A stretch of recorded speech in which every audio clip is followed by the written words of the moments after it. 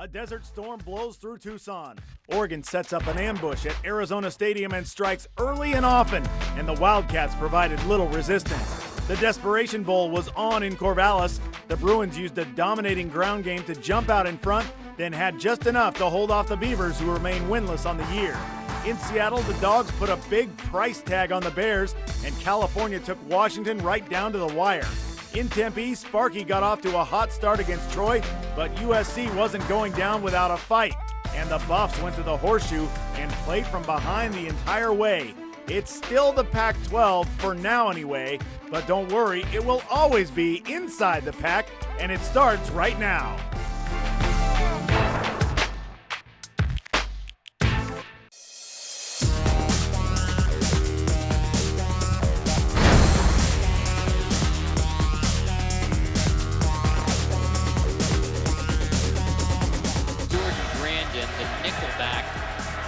Arizona with that missed tackle, allowing Thomas to throw on 1st and goal. Touchdown Ducks. It's Kenyon Barner. Darren Thomas has his second touchdown pass of the night, and Oregon is rolling in the desert. As we get things going here on Tuesday of last week, the conference released a statement affirming its decision to remain a 12-team league. From Larry Scott, the commissioner, quote, "After careful review, we have determined that it is in the best interests of our member institutions, student athletes, and fans to remain a 12-team conference. While we have great respect for all the institutions that have contacted us and certain expansion proposals were financially attractive, we have a strong conference structure and culture of equality that we are committed to preserve. This latest move could also help preserve some semblance of the Big 12 as well." Hello and welcome to another edition of Inside the Pac. I'm Tom Ward, joined each week by Nick Krupke and our special guest this week, former Duck Jordan Kent, currently the host of Talkin Ducks on Comcast Sports Net. Thanks for being here, Jordan. Hey, thanks a lot for having me. Well, Oregon in this game set all kinds of marks, 8 touchdowns. LaMichael James went off. He's now the single-game rushing yardage leader, single-game all-purpose yardage leader. LaMichael and the Ducks really showing Arizona what football is all about Saturday night. They really did. They made it look so simple in the first half. I mean, 35-9 at halftime, Ducks were running all up and down. And even when Arizona started to come and put some pressure on the Ducks in the third quarter, they just kept their cool, they kept their poise, and just struck right back at them. And I think this game showed us a lot about where this Oregon team is right now. Yeah, and Darren Thomas right now only throws for a little over 100 yards, but he's in complete control of the game. He is, and he doesn't need to be throwing for 200-plus yards when you're running for 400-plus yards as a team. And he did what he did. He didn't turn the ball over. He made good decisions, knew when to hand the ball off, and that's why the Ducks were successful. Well, Nick, in Corvallis, Beavers now 0-3, and this game against UCLA was really, as we've watched Oregon State the last couple of years, this was a textbook loss by the Beavers. They couldn't get off the field on third down. They couldn't convert their own third downs. They turned the ball over, and they couldn't get 100 yards rushing. They gave up too many yards on the ground. Yeah, and this was the game that we had marked early on in camp, too, thinking that they're going to get Halahouni back and Rogers back, which they did. They both made a little bit of an impression. Kevin Fromm also back from that knee injury, too, but just couldn't get it done. So Sean Mannion, he talked about no run game, no Malcolm Agnew, big problem once again for the second week in a row, second game in a row for them. And Mannion had to throw 40 times. He did okay. He made some mistakes. He will get better, as of course he's a young guy, but now you looked at him. They've lost 7 of their last 8 games, and the question would be, where do they pick up that first win down the road here? Yeah, and we'll talk about that as the show goes along, and certainly Oregon State with a lot of issues now as they head out on the road in Pac-12 play, and things don't get any easier. Well, Saturday night's showdown in Tucson was a return to the site of Oregon's double OT miracle that Jeremiah Masoli and company pulled out in 2009 to set up that war for the roses. For the Wildcats, it marked their 3rd straight game against a top 10 team. 10th-ranked Oregon opening up the Pac-12 slate at the Zona Zoo, and the return of both Kenyon Barner and Josh Huff. Neither had played since that loss to LSU, and Oregon going up against Nick Foles, who has lit it up against the Ducks through the air in recent meetings. But it was the Ducks who were doing whatever they wanted on the opening drive. 8 plays, 80 yards. LaMichael James with the last touch, a 12-yard score, make it 7-0 less than 3 minutes in. And Mike Stoops off to a rip-roaring start. He was in classic form all night long. Next possession, the Ducks stomp 72 yards in 10 plays. Kenyon Barner back in the fold, his first TD of the year, make it 14-0 Oregon.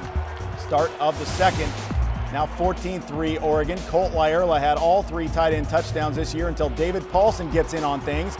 10-yard TD catch for the senior from Darren Thomas, make it 21-3 Oregon. Arizona, meanwhile, shot itself in the foot numerous times, dropped balls and penalties, and then DeWitt Stuckey laying some hat to Nick Foles on the sack as they got to Foles plenty of times on the night. Still in the second, a little play action for you.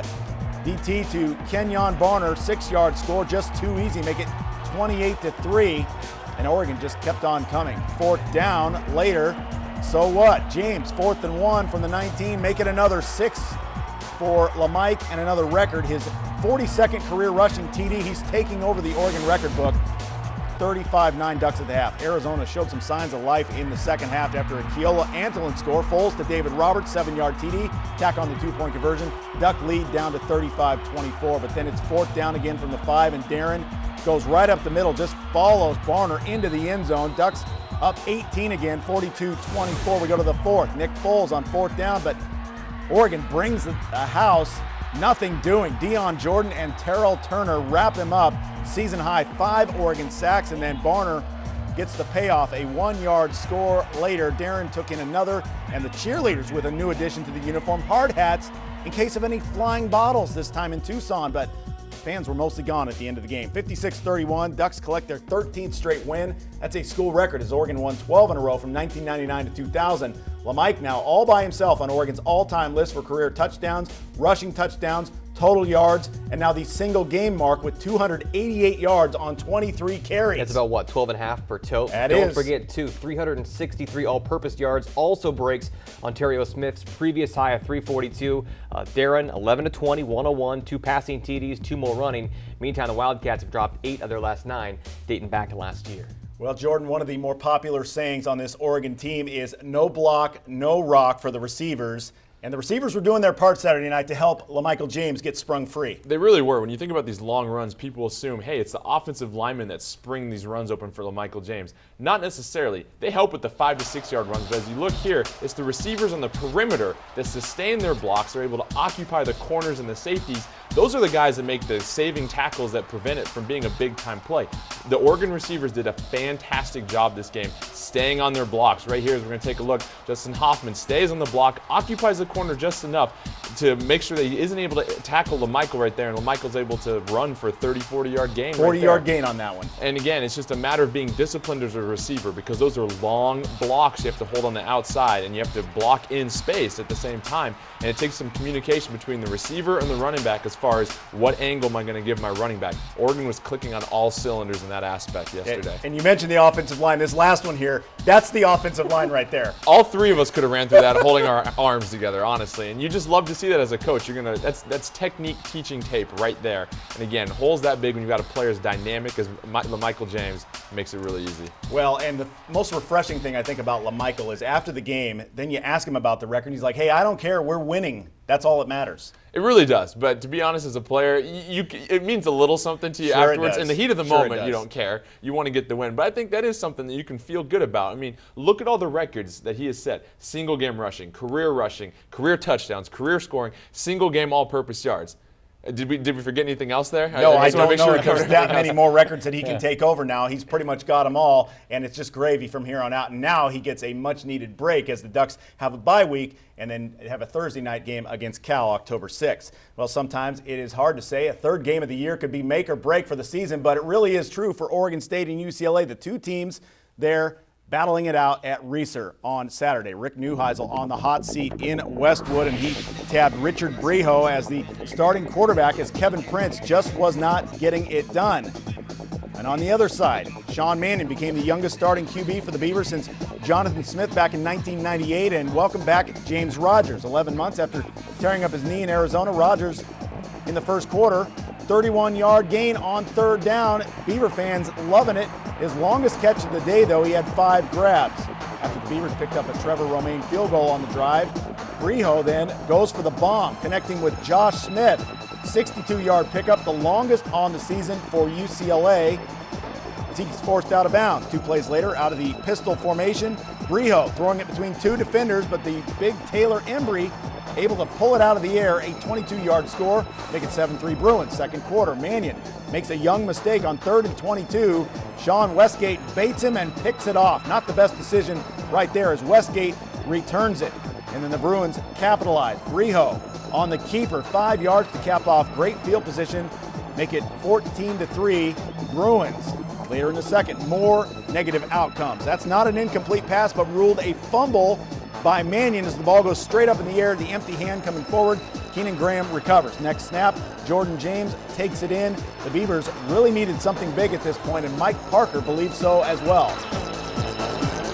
Play in this beautiful Saturday. Poyer, though, has a return possibility, a return left to the 15, to the 20. Poyer hits a seam to the 40, has a chance down the left sideline. 35-30, 25-20, 15-10, 5. Touchdown, Beavers! Jordan Poyer! An 85-yard punt return for Poyer, second longest in team history. Third quarter now. The Beavers trail 21-13, and finally a first on the season. A touchdown through the air, 45 yards to Jordan Bishop as he dives for the pylon. The first career TD for Mannion. The first two-point conversion, I should say, the two-point conversion failed, 21-19 UCLA after 3. But the Beavers' ground game really missed Malcolm Agnew. Fourth quarter, 4th and 1 from the UCLA 34. Teron Ward denied. The Bruins take over on downs. 4 minutes later, they built some pad into the game. Anthony Barr, a 1-yarder, make it 27-19. The Beavers had one more possession, 4th down on the 22. Mannion looking for James Rogers, but it goes for naught. 27-19 UCLA. It's the Beavs' first 0-3 start since the 96 season, the final year of the Jerry Pettibone era before Mike Riley was hired the first time. We keep talking about that. Cavalry came back. James Rogers, 5 catches, 76 yards. The Tank Calhouni, 5 snags as well for 26. The Beavers, though, now stare down a matchup with the Sun Devils in Tempe on Saturday at 7:30. The lack of a run game again, a major issue, as Malcolm Agnew out with an injured hamstring for the second straight game. Something that bugged him in high school, too. After getting only 23 yards on 24 carries against Wisconsin, Oregon State ran the ball just 10 yards in the first half against the Bruins. They finished with only 88, with Javon Stevenson leading the way with 47 yards. But UCLA had been giving up over 200 per game on the ground, so a real wasted opportunity there. And instead, it was the Bruins putting up the big numbers. Derek Coleman finished with 100 yards and a slam dunk as the team ended up with 211. After the game, Mike Riley said UCLA really controlled the ball at the line. That they did, and with Arizona State was putting up 43 on USC. You better believe the Beavers got to be ready to score and score a lot, but they are the lowest scoring offense in the Pac, 15.7 a game. Total offense in the Pac-12, they're 10th scoring, D 9th, giving up 30 a game, pass D dead last. And this is kind of the numbers we saw last year. Talked about not getting off the field on third down, not converting on third down. They haven't had interceptions yet. They haven't converted on fourth down for themselves either. All these categories that really kind of stack up where numbers don't really lie all the time. Well, coming into this game, I think this set up pretty poorly for Oregon State. As you saw what UCLA did last year, for example, to Texas. They threw the ball 9 times. In this game, they threw the ball just 12 times. 11 of those were by Briho. The other one was on a receiver pass, on like an end around. They ran the ball 49 times. Oregon State came into this game 9th in the Pac-12 in rushing defense, and I think that right there, that's where it lies. Mix in a couple of turnovers, and you've got an Oregon State defeat. As the Ducks move to 3-1 on the year, LaMichael James continues his assault on the Oregon record book. Still to come on ITP. James, now the Ducks' all-time touchdown leader and single-game rushing leader, but he's not worried about records. You know, I just want to keep winning, and that's the most important thing to me. And, you know, at the end of the season, I look back at those records and I'll be like, wow, I really did that. But the most important thing to me right now is just to keep winning. Plus, a battle in Tempe between the Trojans and Devils. It was a back-and-forth affair. And as always, lots more Beavers, Ducks, and the rest of the Pac-12 online all the time at our website, InsideThePac.com. We'll be back after this.